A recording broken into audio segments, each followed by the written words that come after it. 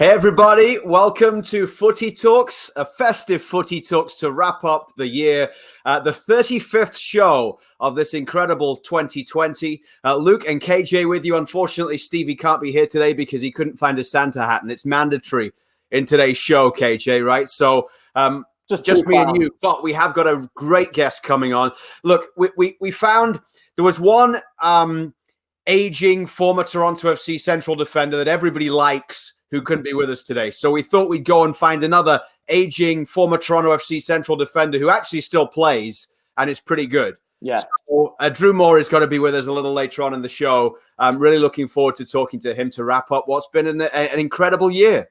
Yeah, it should be fun. As you said, we need that centre-back solidity in our show today. So we're going to go Drew. And to be fair, I don't think, and I'll speak for the TFC fans, I don't think the year would have been complete if we didn't have Drew on. Over the year, we've told a lot of stories about a lot of TFC alumni, so to speak. And, you know, people have loved us talking to Giovinco and Vazquez and many others. But I think there was that one guy missing. And we'll talk about that with him later, about having Drew Moor on the show, because he is a fan favorite and quite rightly so. And also one of the greatest human beings you're ever going to meet in MLS.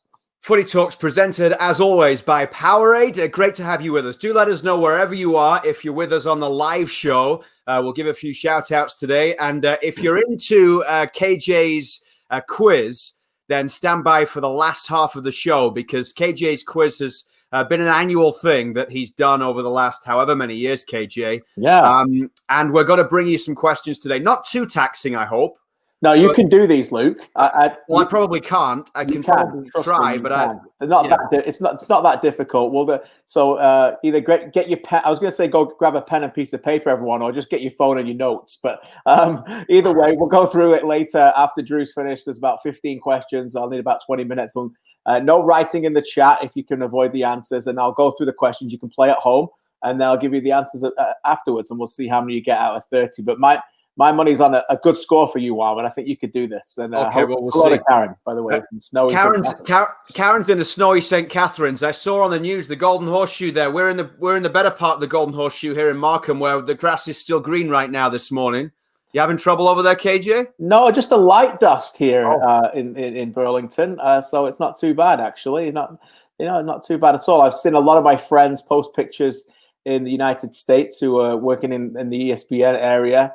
They've got a full snow, so they already guaranteed a white Christmas, because that's another 8 days away. So they've got their white Christmas, but no white Christmas for us yet. But thanks for all the comments coming in. It's honestly been wonderful. Here we are at the end of the year, and MLS Cup has happened, and who knew we were going to get there? And we've had that. It's been wonderful to talk to you every week, and so here we go for one more show for the year.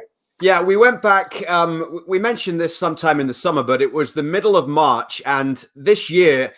We were supposed to, in combination with TFC, do some stage shows this year. It was something that we'd worked on in the offseason. We'd agreed with Toronto FC, whereby it's that long ago that I'm trying to remember how many it was, but I think it was going to be before every TFC home game of the season. That's right. We would have done a stage show. We would have had a player with us. The first one was even booked, I think, wasn't it? We were going to go to Scarborough, and Liam Fraser was going to be there.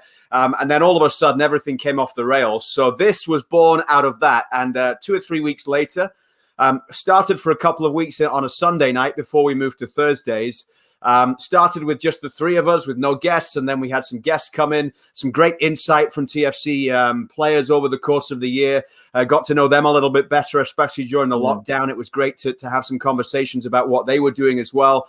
But you mentioned a couple of my favorites were one right back at the start, and TFC was doing online the TFC Game of the Week, and we would have some people come in to talk about that.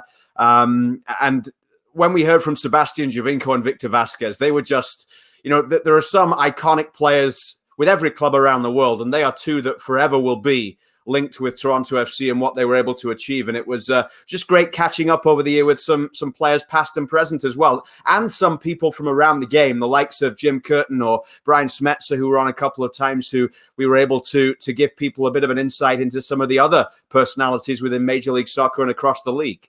Yeah, great points. It's tough for me because we're just providing the content. But I will say, I do think, again, people can put it in the chat, but I think the show's so important for the country and in Canada. I think any of these kind of conversations that we're having. And there's some out there already that some people do, even with Footy Talks, Waking the Red guys do them. And obviously the guys in the States and MLS. And to have those conversations on days like Thursdays about soccer. And it's not just, please join us next week for the game, and we'll see you again next week for the game. And constantly, people need these conversations and insight.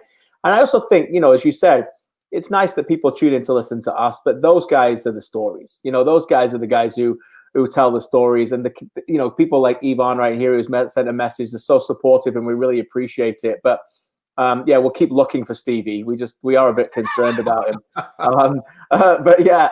My point being is that it brings those people closer to the fans, and the fans closer to those players. And and Michael, great to see you. Thanks for joining us. You do a great job. But I think ultimately those players have missed the connection with the fan base this season. And for a little short time on a 15 minutes, yes, they were talking to us, but they were talking to the fan base, and that gave them a moment. These fans that join us, whether you're a TFC fan or anywhere else, there's a connection that they have with this group that's been lost, sadly, in this country this year, in something we never would have imagined. And, this country is doing wonderful strides to make sure that the future is bright and safe for all of us. The same cannot be said about some other countries, but the price that we've had to pay for that is an inability to go and connect with these players and these clubs on a weekly basis live. And I say we as everybody, fans, media, and everyone. And so at least this show has brought a little bit of a glimpse for that every week, for them to connect with them and talk to them and the players.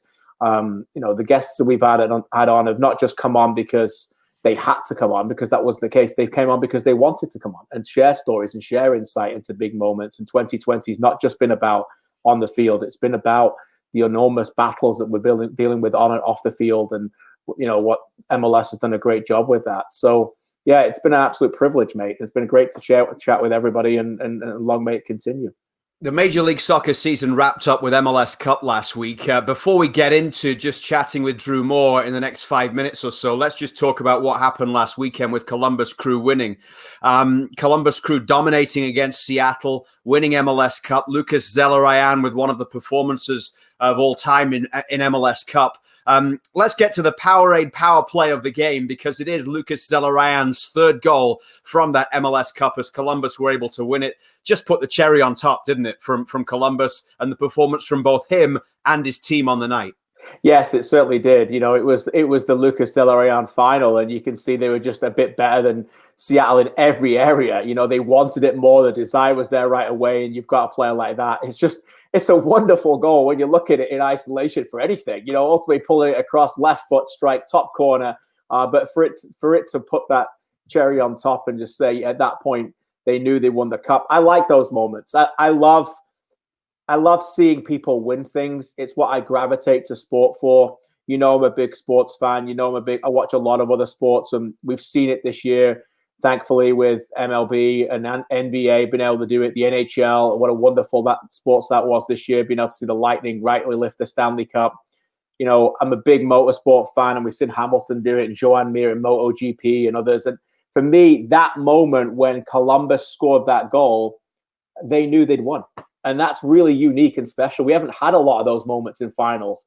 In major finals. It's the Victor Vazquez moment. It is the Victor Vazquez moment, Luke. You're right. And just to put a cherry on this whole chat, we've had Greg Vanney talk about that on this show this year, and Victor Vazquez about that moment that when he scored, you knew.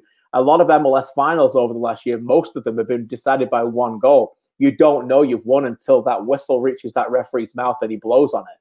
And that moment, I think we knew. Well, we did know at that point. We probably knew before that, but 3-0 with 10 minutes to go, that was it. It was you and I go turn on our cameras and do a hit for Sports Center now. So, let people into the secrets. Yeah, the post-game Sports Center hit. Fortunately, I was a little bit concerned because there was a chance that this would go right to extra time or to penalties, and we would have to turn it around and be on within 5 minutes live from, for me, what is my back bedroom here. And like with kids potentially waking up, screaming in the background, whatever it is, right? Yeah. Unfortunately, with that Lucas Zelarayan third goal, by the 82nd minute, we were able to record something and get it in the bag with no. I don't want to be that YouTube, the YouTube sends the clip when the kid comes running into the room or something like that while you're live on television. So I've managed to avoid that all year so far. So I was quite happy with that third goal, but I was happy for Columbus as well, KJ. I went in thinking that Seattle would win it. I think a lot of people did. I thought their experience. I thought maybe Brian Smetzer now, looking back, he's got some criticism for the side that he picked in terms of not bringing in those players that had been there and done it before and being maybe a little too faithful to the players that had got him there earlier in the playoffs. Right. But Columbus to come out and play the way they did, and for Zelarayan, the man that they had spent a lot of money on a club record transfer to come and perform the way he did and win that final for them amongst everything else. With a club that 2 years ago was maybe not even going to be there in Columbus, and chatting to both Caleb Porter and Jonathan Mensah in the build-up to the game.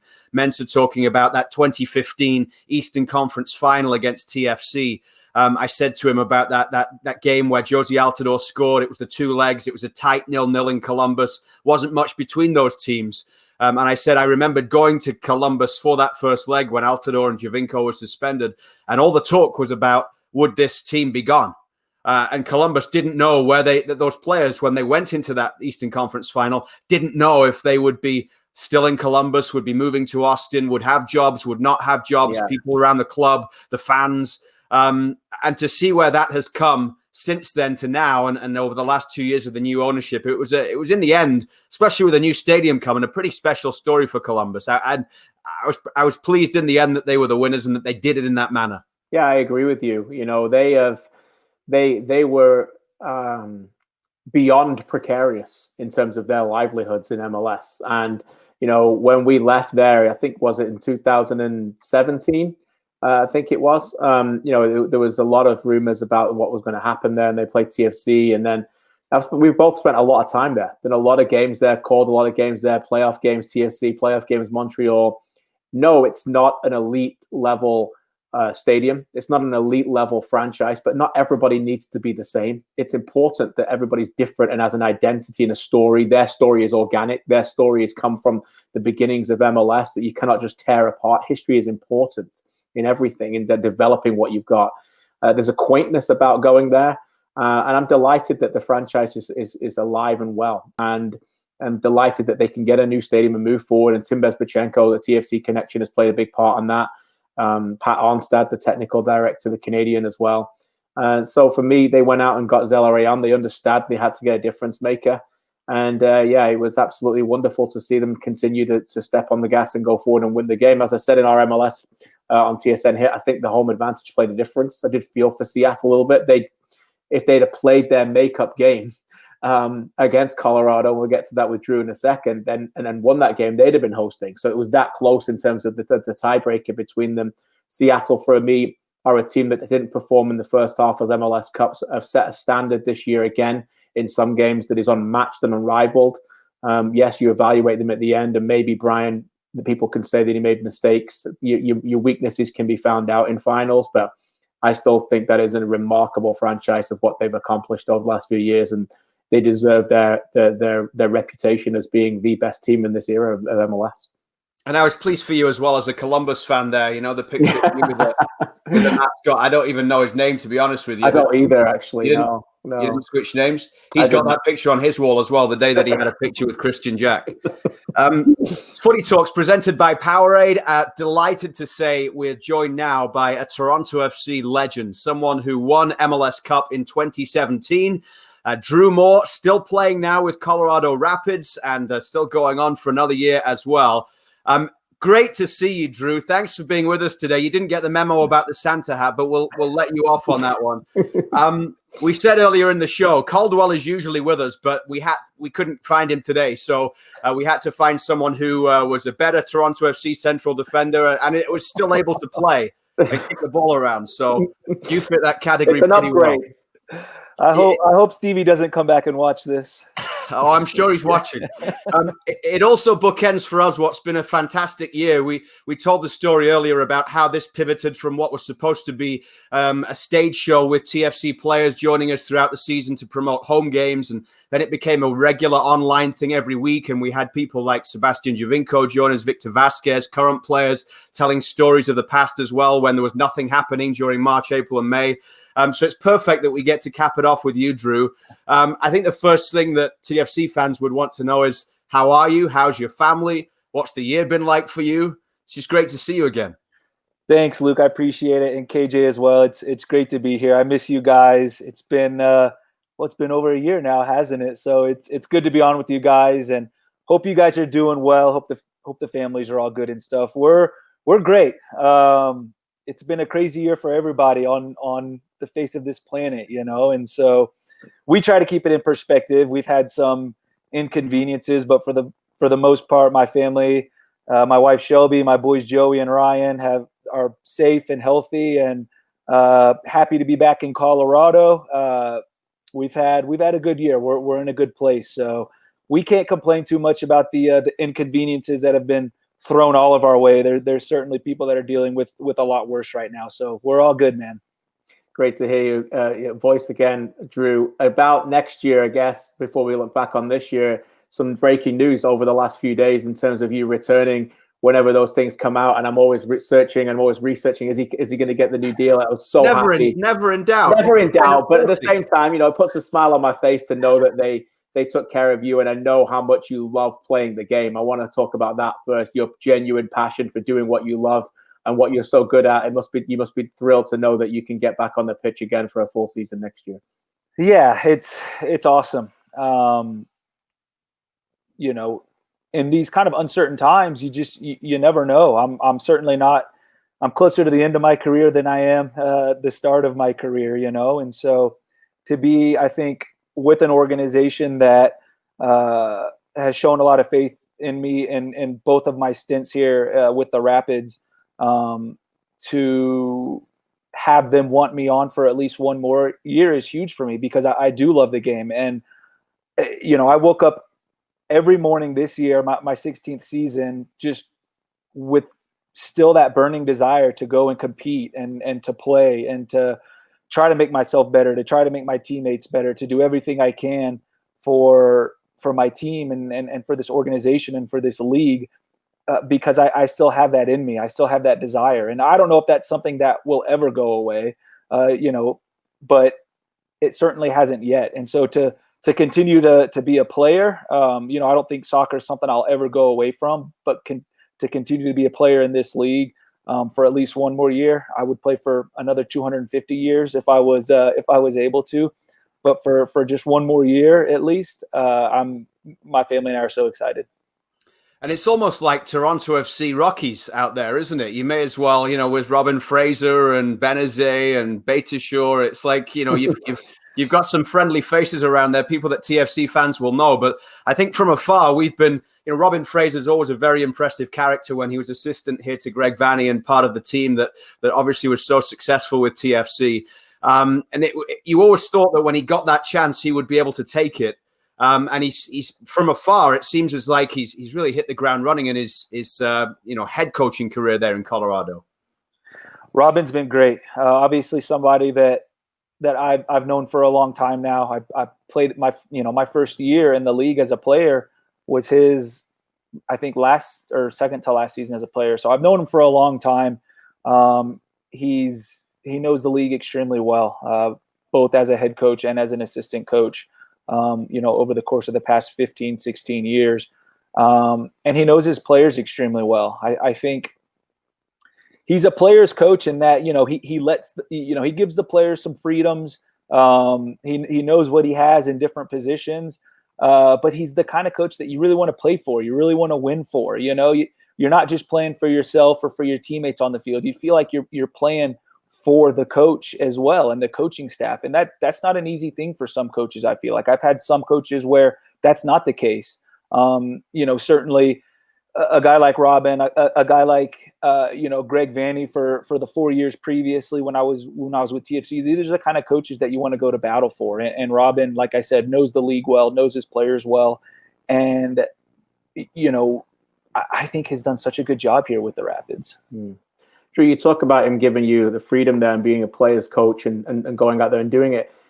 Wonder if you could take us in the mind of a professional athlete in 2020 and what that was like every day with different battles and challenges that came up, and maybe just share with some of our listeners and viewers. I certainly would love to hear this about how much faith has helped you get through this as well, because your positivity is so contagious whenever you're around people. Yeah, 2020 from a soccer standpoint, much less a life standpoint, which everybody had different battles in 2020. I don't want to just say that professional soccer players were affected by this, because that's far from the case, obviously. But I think the biggest battle as a professional soccer player was just staying mentally strong through everything, the ups and the downs, we're going to be training today. 2 hours later, no, we're not going to be training today. We have a game tomorrow. 30 minutes later, no, we don't have a game tomorrow. Hey, by the way, every day you're going to get something shoved up your nose.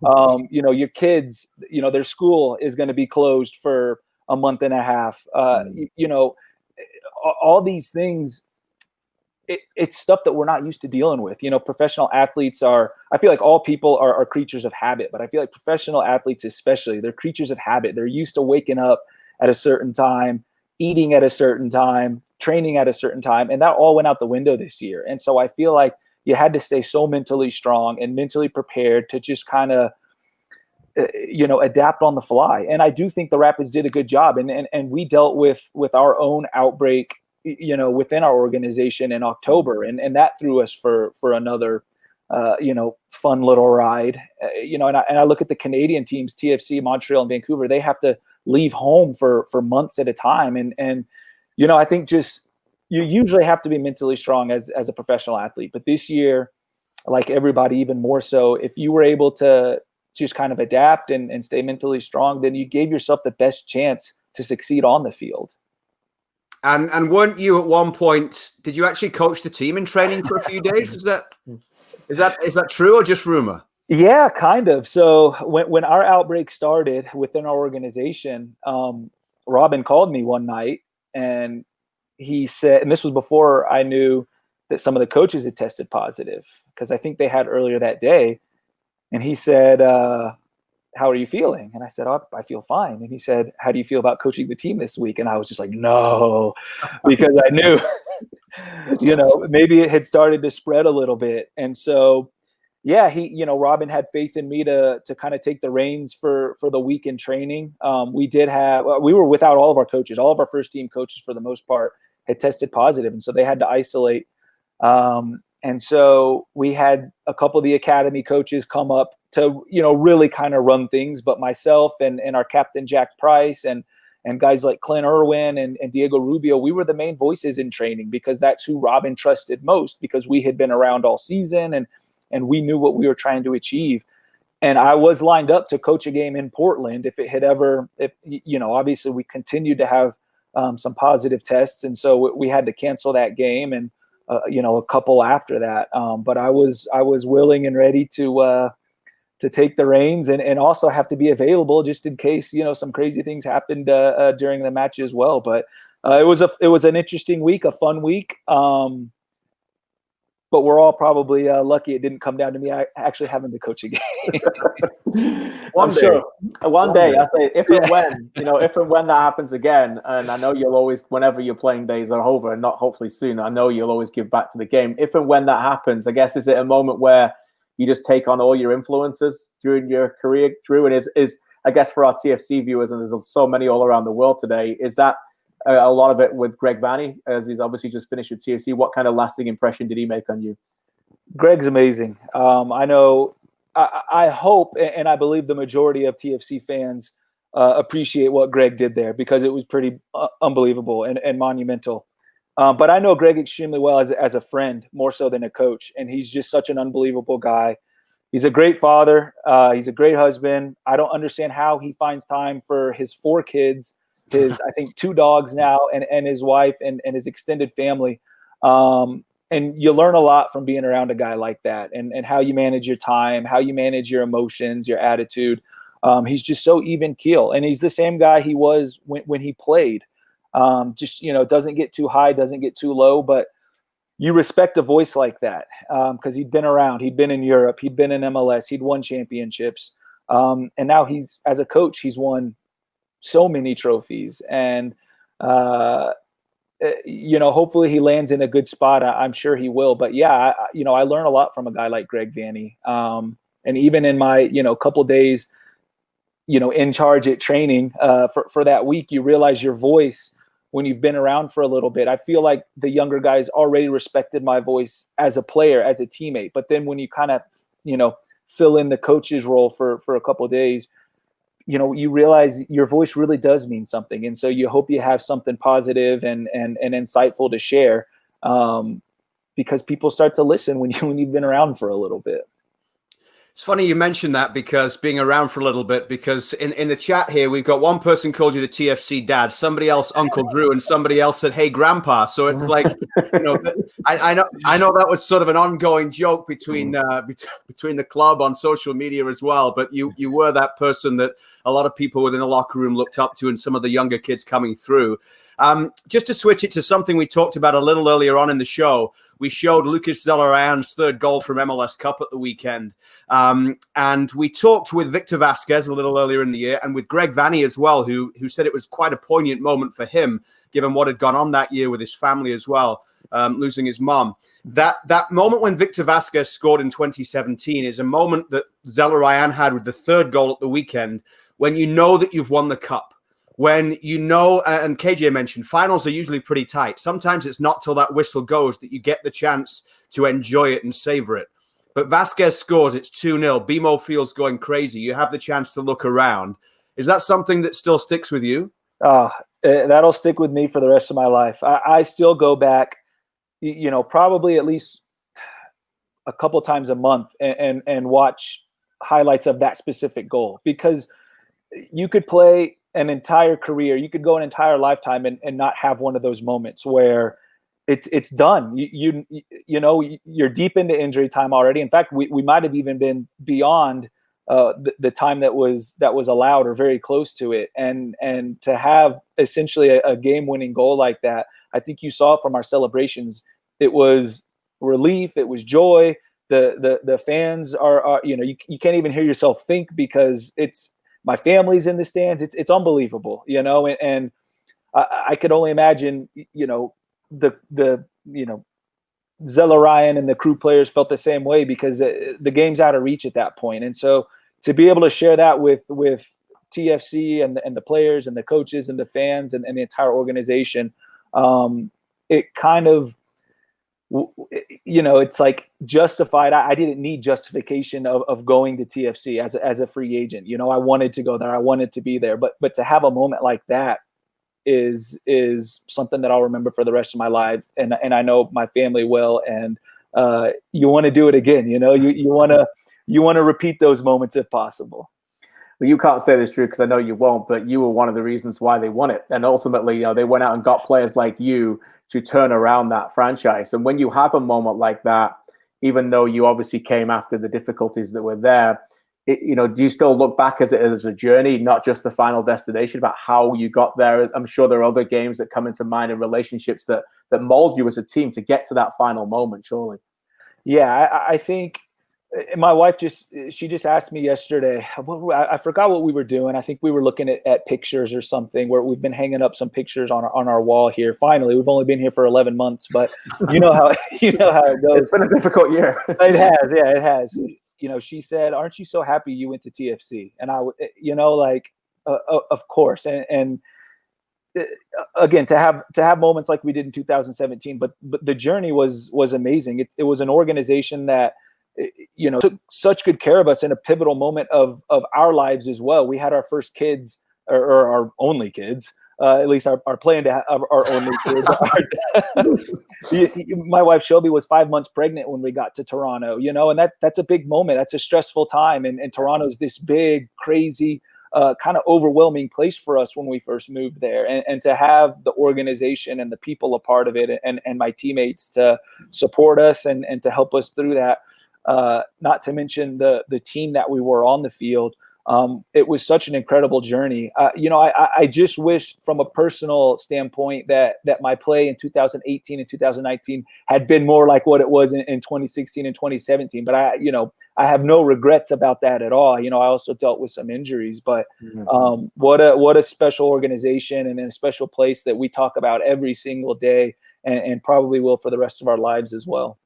A special team as well. Are there some characters on that team? Lyle asks, who do you miss playing with on TFC the most? Oh man, that's a good question. There's a handful of guys. I played with some of the best players that this league has ever seen. And you look at Sebastian Giovinco and Josie Altidore and Victor Vazquez. And I played with some incredible center back partners as well. I think the player that I miss playing with most is Michael Bradley, because he made my job so easy. Everybody thinks I was so good in 2016 and 2017. How could I not be? I had this guy in front of me that cleaned up everything. I could literally give the ball into his feet when he had 4 guys climbing on him, and he would take care of it, And so, and I also became very close with Michael Bradley as well. He and I still text daily and talk shop and stuff. And then you look at guys like Chris Mavinga and Nick Haglund and Eric Zavaleta and Alex Bono and Justin Morrow. I mean, the list could go on and on. And these are guys that again, I still talk to quite regularly, and a lot of special moments with those guys were played out on the field. On those special moments, you talk about the players, Drew. We talked about 2017 Cup final. Is there any other games that you'll always find yourself thinking about more than others? Certain rivalries or certain finals or playoff games, or ones that even defined you? I know when I asked Michael that question, he pointed right to the Philadelphia game that time in the first playoff win, about how enormous that was. Is there anything for you that you think about more than others? I think, then this is going to sound like the obvious one. I think the series against Montreal after that Philadelphia game in 2016 was just the most epic playoff series ever. I know you guys were very close to that as well. The Philadelphia game, I think, was more for the guys that had been there the year before, that had gone through the tough playoff loss in Montreal, to get that first playoff victory in club, franchise history against Philadelphia was huge as well. And I'll point to a game that I think kind of gets forgotten, is the Canadian Championship final in 2017, the second leg at home to Montreal, where they score first to take the 2-1 aggregate lead, and then Seba does his thing to get us back into the game. And then I think it was Patrice Bernier gets sent off on kind of a questionable card. I'll admit it. It probably shouldn't have been a red card.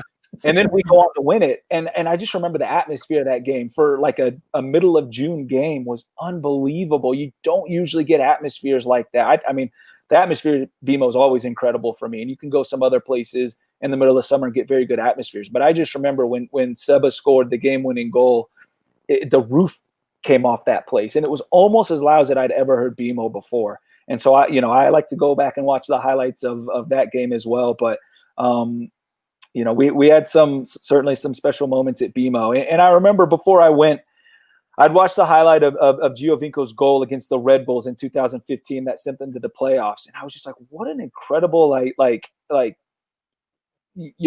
goal and night that would be to be a part of something like that, and to be able to live some of those moments in the, the next 4 years for myself personally was unbelievable. Drew, really appreciate you giving us the time today to be with us, to catch up with you. It's been fantastic to hear how you're doing and to see you once again. Hope you got any plans for the off season? Is it just a quiet time, or are you going to be reading the coaching manuals for when you start taking pre-season? Yeah, I've got to keep the, I don't know if, COVID's not going away anytime soon, unfortunately. So you never know. But no, we're going to lay pretty low for the off season. We've been able to see some family, even during this crazy season for the past year or so. We might steal away for a little bit, but for the most part, we want to stay and enjoy Christmas here, just with the family, and get ready for 2021. We're I'm playing again, so I need to be sure I'm fit and ready to go. No doubt about that. Well, let me finish just by saying this year, we just said it before you came on, we've had some tremendous guests and many great guests from TFC in the past. We had Victor on and Seba and many others. And as I said before you came on, it wouldn't have been right if we'd gone throughout the entire year without having you on. So it's an absolute delight to have you on. And God bless, good wishes to you and your family for this holiday and Christmas season as well, Drew. It's been great. Thanks, KJ. Thanks, Luke. I really appreciate it. Great to see you guys. We miss Toronto every single day, and we miss faces like your guys. Next time I'll wear my antlers. Hey, which is colder though? Which is colder? Oh, Toronto. That's a good answer. It can go here, but it's nothing like that win coming off of Lake Ontario. I'll tell you that much. Appreciate your time. All the best, Drew. Thanks again, Drew. Have a good one. Happy holidays. You too. Drew Moor with us on Footy Talks Live, presented by Powerade, our 44th guest of the year on what is our 35th and final show of 2020. What a guy. Great to catch up with Drew. And, you know, that was one of the defining things, I think, of the early days of the pandemic back in March, April and May. There was no sports. And yet there were those times when it doesn't make up for the live, fresh sports. But the situation that we were all in, being able to see, I think it was TSN showed the MLS Cup run or the playoffs every night of the week, and then the Champions League run the night after. Just you don't often in the busy life get the chance to sit down and watch past games and truly appreciate what happens. And then even now, a few weeks ago, the TFC Montreal series was on, and you see the fans in the stands and what it used to be like. And it was just great, even in those times earlier on this year, to be able to look back on some great moments. Yeah, no doubt. And it's been, I think it's difficult sometimes in life to spend the time reflecting. You know, athletes will tell you all the time that they struggle to do that. It's take next game at a time and focus and concentrate. And the lockdown and the suspension of all sports allowed a lot more time for reflection in life. And I think particularly on this show where we focus a lot on Toronto FC and the fan base that come on this show and so loyal to us every week have been through some wonderful moments over the last 5 to 6 seasons. And those moments when they needed to be exemplified and have that time to reflect. And I think they still need to do that. I know they're in the middle of what they hope is still that generation, or albeit one that's in transition. Do you think it is? Do you think it is, KJ? I think that's still in that kind of the same generation, or is this now like a full stop and what comes next is something completely different? I think it's a really good question. I think that they have to find the balance. And I think what they're trying to do is that when we talk to these players and they say they rely on the times when you talk to Jonathan Osorio, Marky Delgado, or Michael Bradley, and they talk about those times and how that helps them get through these matches going forward, we have to say that, yes, they're still kind of in that moment, while understanding that the absolute need to replenish and requirement of more and more fresh players. So I think when you've got Bradley, Osorio, and Delgado, and Mavinga still there, and Altidore still there for now, and whatever else moves forward, that, you know, I will think that they're not at the end of that, albeit trying to continue that pathway going forward, sustain success a little bit the way that Real Madrid are trying to do right now in terms of understanding that they've been through the heights, and those heights are difficult to go, but it's not a complete teardown and let's go again in 6 or 7 years. It's continuing to try and rise and go forward. So I do think there'll be something to that. But as I said, the reflection is important. And to look back on those, great that we're able to show those. And as I've said, I hope to maybe one day write a book about a lot of those games, because I think that would be pretty important to do and retell some of those stories. Last person we had on the show who wrote a book, it was quite a difficult interview. So if you ever write a book, can you just make sure that you can hear us when we talk to you about it? Yeah, I will do that. I love that clip that had been put into the intro from D-Row. Can you hear me? Yes, we could hear you. We could hear you. Yeah, exactly. That's the first time I've done an interview with sign language and props. Exactly. D-Row, one of MLS 25 greatest last week. If you we wouldn't want to have it any other way. No, exactly. If you haven't seen it, it's worth going back just to have a look at the breakdown in communication there with one of MLS's 25 greatest. We've had 2 of them on the show, of course, this year. In fact, 3. Jeff Agus was on a little while ago as well. He was one of MLS 25 greatest. Maybe some more. I can't remember off the top, but that list, of course, was announced last week. I do want to mention to you all sorts of stuff going on in a very busy off-season. The Champions League, our season at TSN, came to an end on Tuesday night with Montreal's defeat. Yes. Or they won against Olympia of Honduras in the Champions League quarterfinal. Every time I said it on TV the other night, I had to think about what leg was this? When was it? Like, it started in March. We did have a round of 16. Then there was a quarterfinal tie. And unfortunately, they were undone at the Big O, letting 2 goals in back at the start of March, which is why ultimately the 1-0 win the other night wasn't enough to get them through. They've signed Kamal Miller. They picked him up from Austin. Austin took him in the expansion draft and then traded him to Montreal, a Canadian international there. But the big one I wanted to talk to you about was Djordje Mihailovic coming in from Chicago. He's an international player with the US, of course. He can play at number 8, number 10, can make things happen. Still very young, 22 years old. And it's not the signing that has raised eyebrows. It's what they've paid for him. And it could rise to $1 million in allocation money, with 400 the next 2 years, and then each of the next 2 years, then some also some incentives in terms of what he plays, how he plays. There have been comparisons made with allocation money paid for the likes of Nagbe or Gressel. Where are you on Montreal paying so much money for him? I think I'm in the minority, but and I haven't been on social media very much, so maybe I'm not. I love it. I love the player. I love the signing.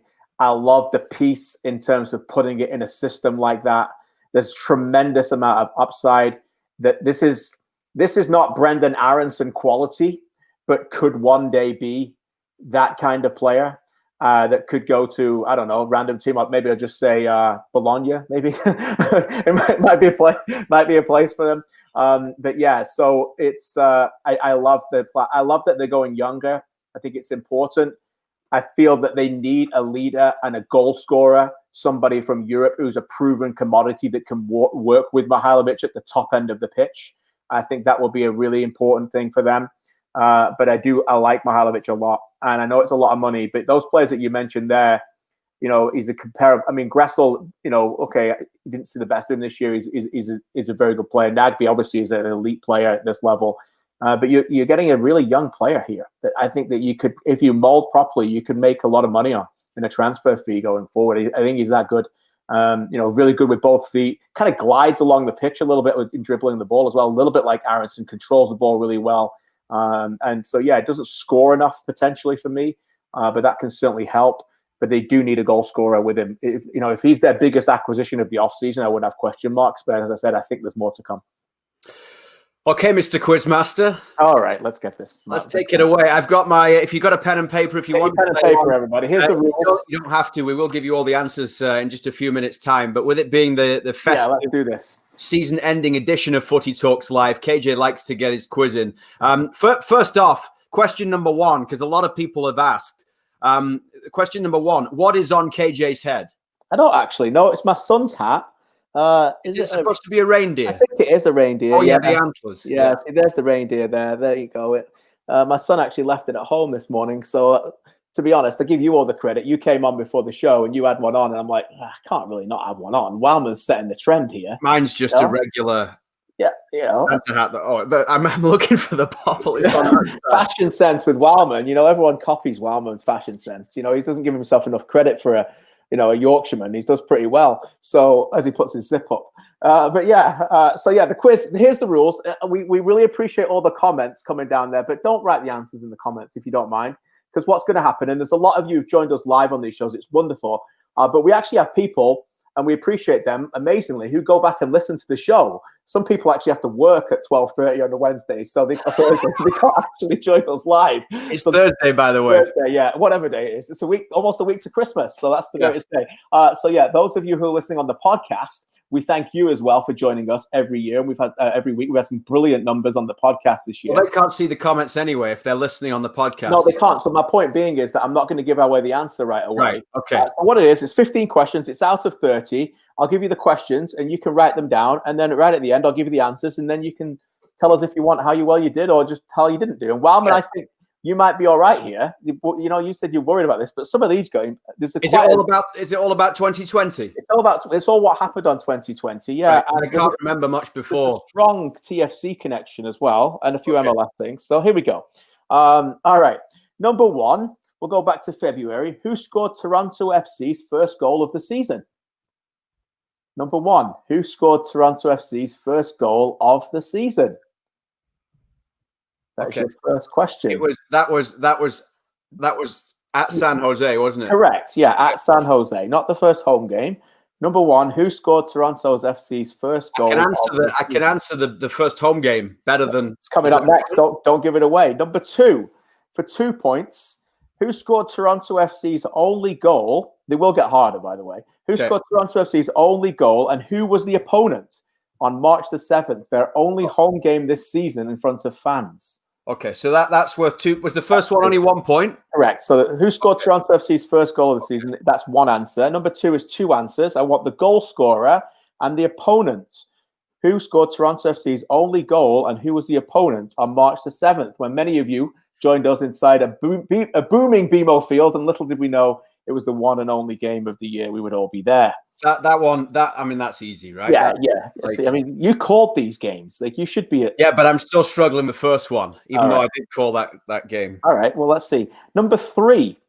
There's this tournament in this 2020 called MLS is Back. How many goals did Io Akinola score at the MLS is Back tournament? How many goals did Io Akinola score at the MLS Back tournament? By the way, that was that tournament. It was something at the time we talked about as maybe something MLS should look at doing on a more regular basis. I thought, I know some players, obviously they didn't like being away for all that time, but moving forward, I think it would be great if there was some way that they could, especially mid-season like that. We're used to a summer tournament in Euros, whatever it is. We've got the Euros coming up next year. That was one thing, watching MLS Cup on TSN, seeing those commercials for the Euros coming up was fantastic. 2020 Euros in starting June 2021. But yeah, it was a great tournament. I agree. Please in terms of as well, I think letting everybody see other teams across the league and there being a reason for matches in the middle of July, like a real meaning to those games. Exactly. Increase competitiveness, bring awareness around the league. Still the biggest one of major headaches for me in MLS's growth is how do you get people caring about other teams? That kind of does that. If they're in the same group, you have an interest of watching that game. DC versus New England was a big game for TFC purposes and plus like that. So I'm with you. I don't know whether it'll happen in 2021 because we're not here. We don't know what's going on yet. So we'll see when we get there. But even in 2022, in a World Cup year, maybe they can bring some kind of tournament there. Number 4, Josie Altidore scored 2 goals in 2020. Name the opponents. 2 goals. Who did he score against? See, these are all up Wileman's alley. No, I've only got 1. Oh, come on. And Josie. Oh, I do. Okay, there you go. The next one, if you're all screaming at me going, come on, these are easy, this one's for you. Number 5, three answers.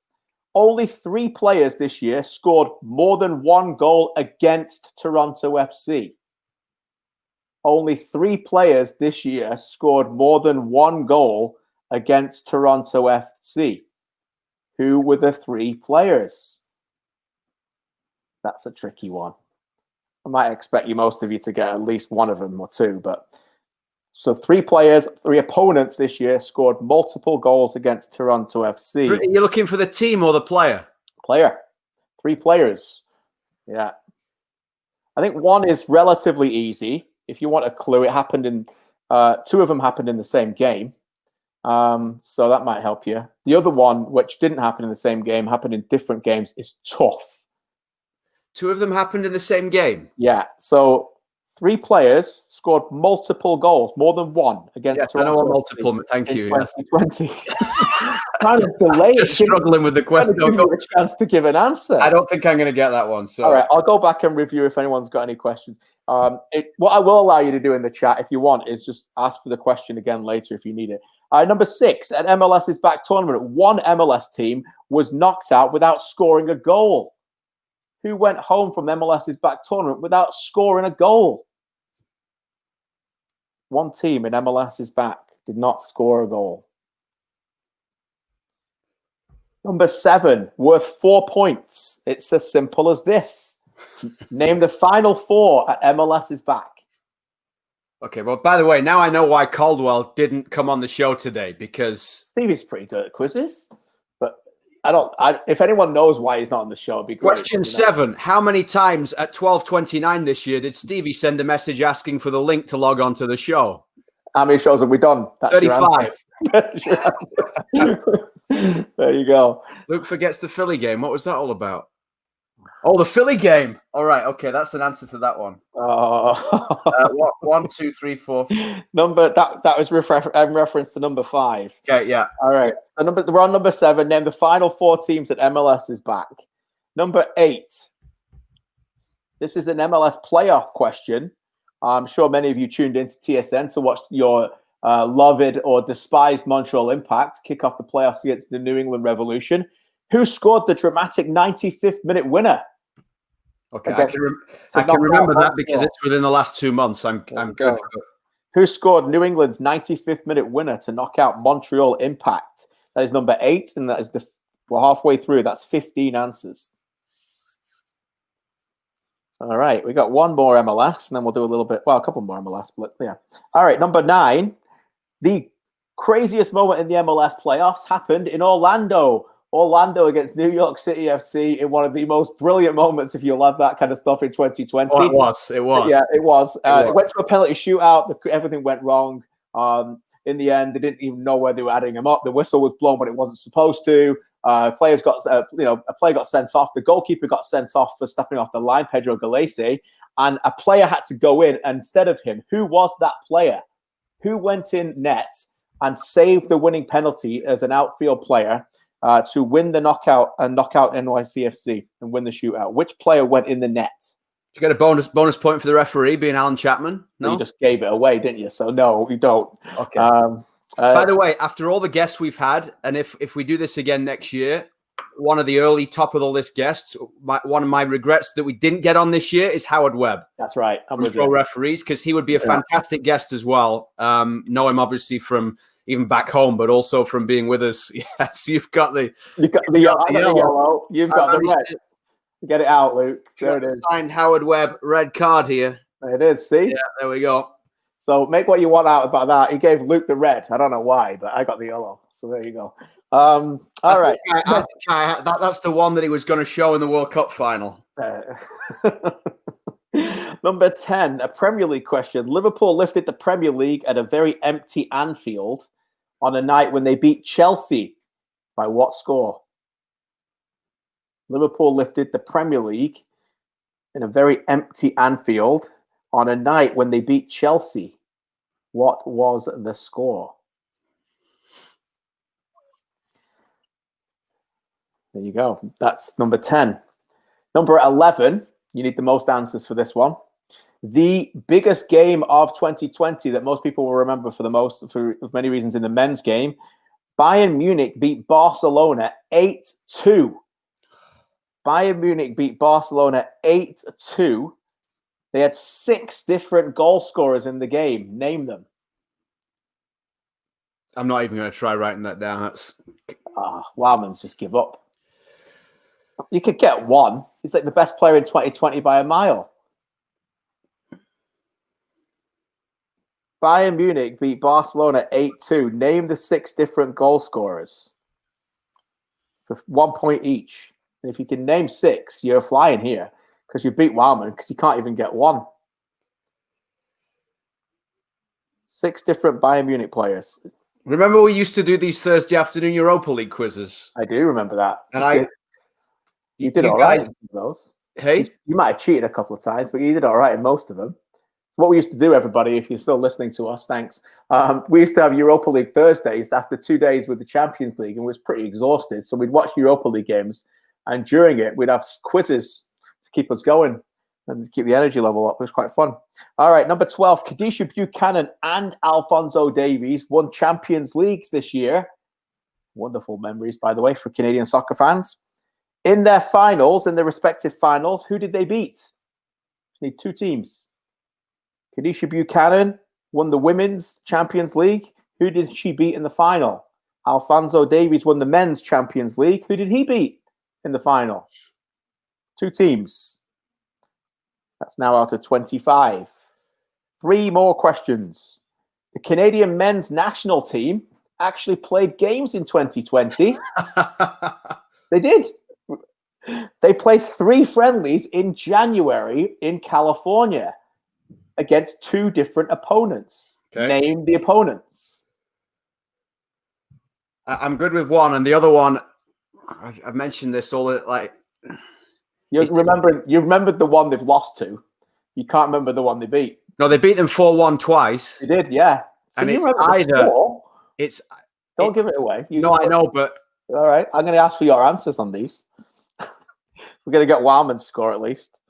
Two teams they beat. The two teams they played back then. All right. One more MLS question. Vancouver Whitecaps and Montreal Impact contents. Who led both teams in minutes played this season? Which player led the Montreal Impact in minutes played this season? Which player led the Vancouver Whitecaps in minutes played this season? That's worth 2. Should be up to 29. Okay.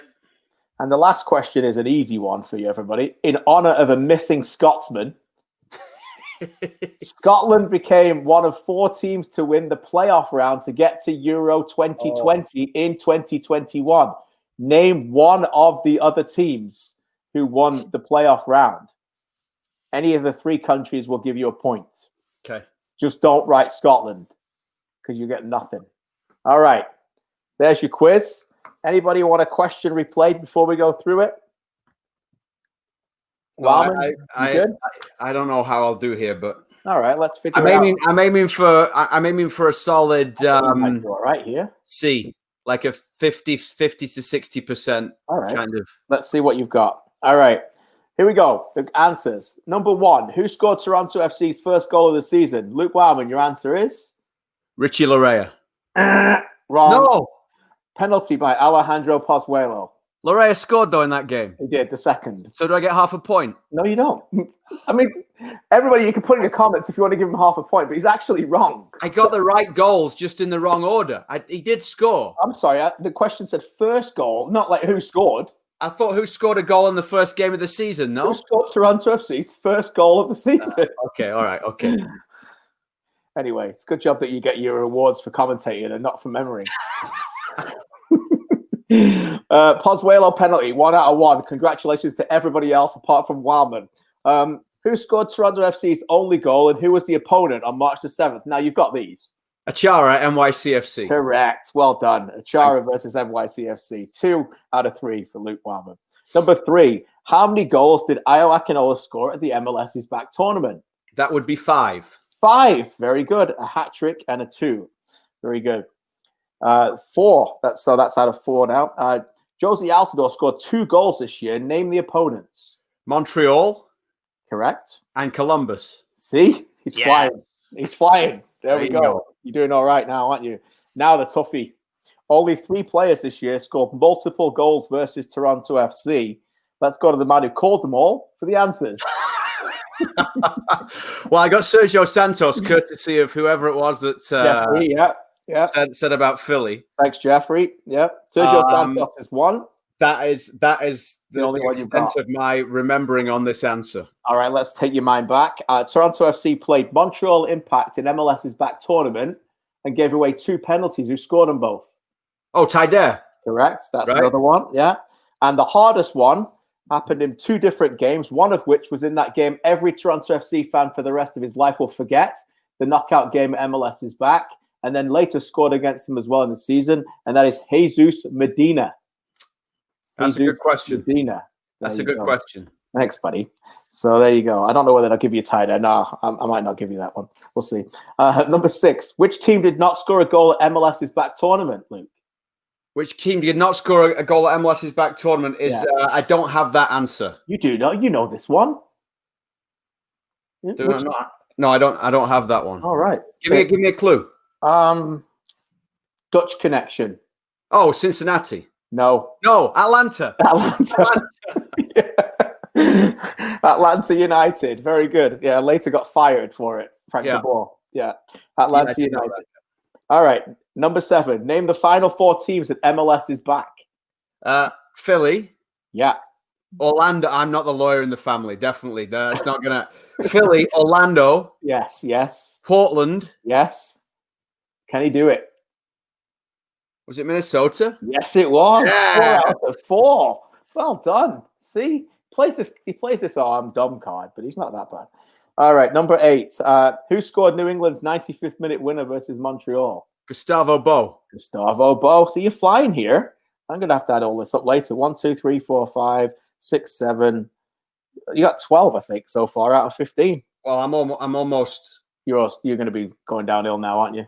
Yeah. All right. Number 9. Which you've got this one. Which Orlando goalie saved the winning penalty, even though he's an outfield player? Schlegel. Yes, Rodrigo Schlegel. I'm wondering how many of you guys got that one. I'm sure more fans got it than not. Liverpool lifted the Premier League in an empty Anfield after beating Chelsea by what score? Complete guess, 2-1. The answer is 5-3. I should remember that. I watched that game. I remember watching that game. That's why I made it a question. It was a rare one. 5-3.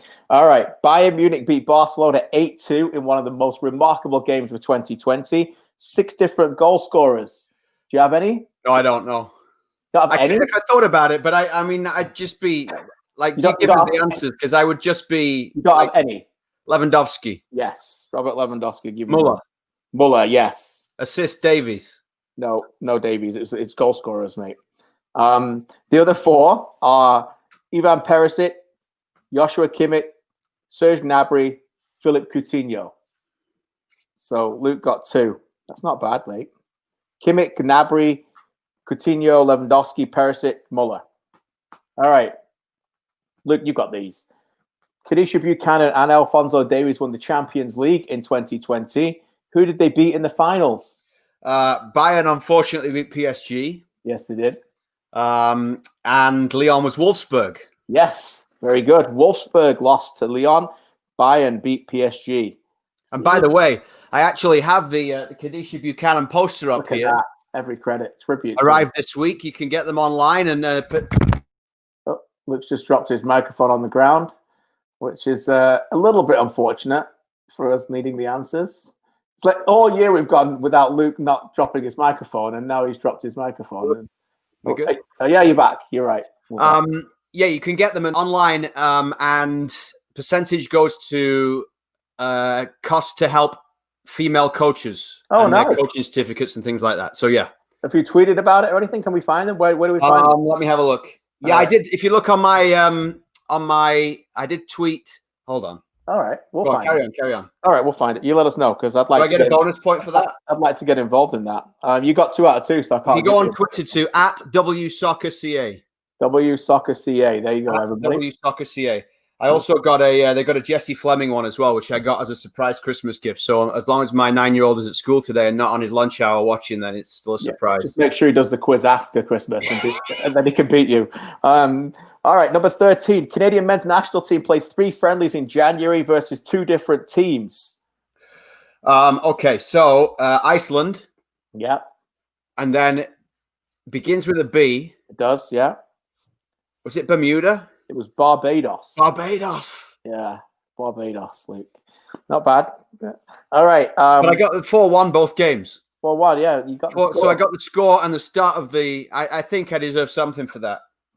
Give over, mate. Okay. Even the great Alex Trebek wouldn't give you a point for that. Vancouver Whitecaps and Montreal Impact. Who led them in minutes played this year? Okay, I'm going with Piet for the Impact. Correct. Because he only missed 1 game all season, and that was for the birth of his child. Very good. And for the Whitecaps, who are you going with? Adnan? Yes. Oh, there we go. Ali Adnan Wileman pulling it out. His score is impressive. All right, and you're going to get the last one. Scotland, in name of the missing Scotsman, made it to the Euro 2020 live on TSN with us next summer. We will not be wearing these. And then who joined them? Name 1 country. You got 3. Just give me 1. North Macedonia. North Macedonia. Even went with the hardest one. Just a little bit of arrogance at the end from Wileman. North Macedonia, Slovakia, or Hungary would have any of them counted.